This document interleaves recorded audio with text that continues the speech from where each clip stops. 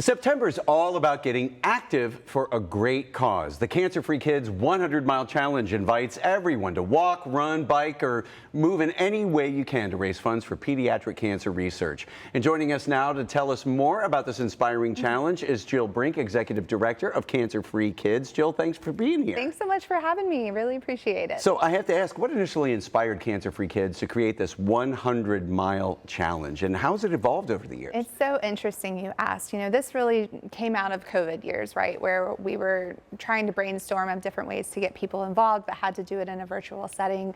And so we did, the first year was a literal 100-mile bike ride between Cincinnati and Columbus, and we quickly realized that we are not in the business of putting bike rides on, and even putting 20 people on a trail was a little nerve-wracking. So, you know, I think ultimately how it's evolved is we wanted something that the entire community can participate in. I have met so many people along the way that said, I had no idea that childhood cancer was so underfunded.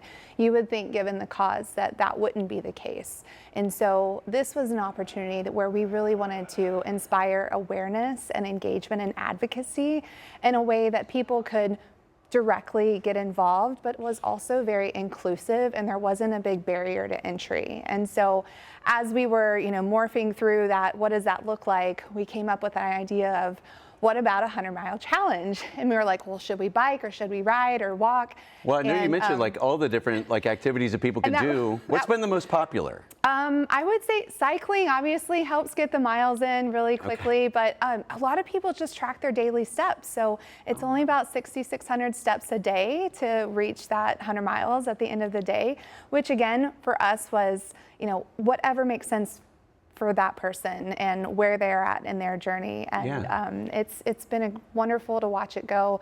I think this year we're going to cross the 2,000 mark on number of participants this year, and it's you know, grown, it's doubled every year since we've been doing it. So that's amazing. Exciting. So you mentioned like all the different ways that people could, you know, whether it's biking or running or like tracking their steps. Well, how can they keep track of all their miles? Sure. So our platform that you sign up on, you register on, you can do it a couple different ways. You can manually enter your steps, which if you have, you know, the Apple phone, it'll tell you every day how many miles you've gone.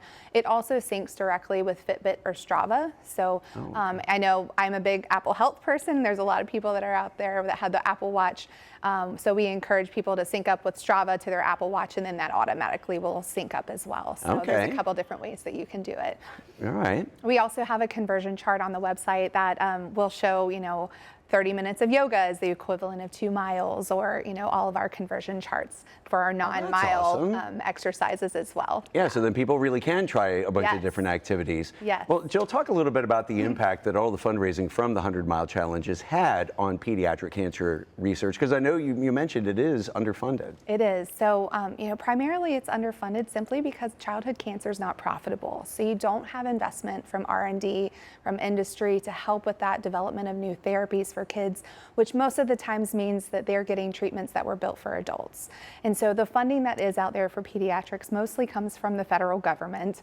That number is somewhere between 4 and 8% of their budget that's actually going to pediatrics, which means it's hyper competitive and very hard to get, and it needs a lot of proof of concept data. But there's no funding to get the proof of concept data.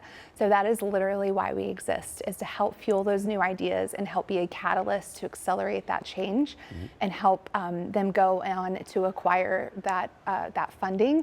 And the 100-mile challenge, again, is just something that's so special because of it's a virtual event. So for us, it's pretty low cost, very honestly, which means we can send 100% of those donations after the registration fee directly to research. So in the last 2 years, we've funded 6 different pediatric cancer grants at Nationwide Children's and in Cincinnati Children's, and to some of the most difficult cancers that there are out there and most challenging ones to treat. So. Wow, that is amazing. So what advice would you have for somebody if they're watching this and they're saying, all right, I want to be active, I want to help be part of that catalyst to keep this moving. Absolutely. What advice do you have somebody who wants to do that 100-mile? It sounds like a lot. It does. It does. You know, and again, I would say try it. and go for it, and anything is better than nothing. And but you will be so surprised by the time you add up all of the different things. Even my close to 80-year-old father-in-law, we were talking the other day about, he spends 4 hours a day in the garden. So he's going to get his miles in just by gardening, and we love that. So we really do.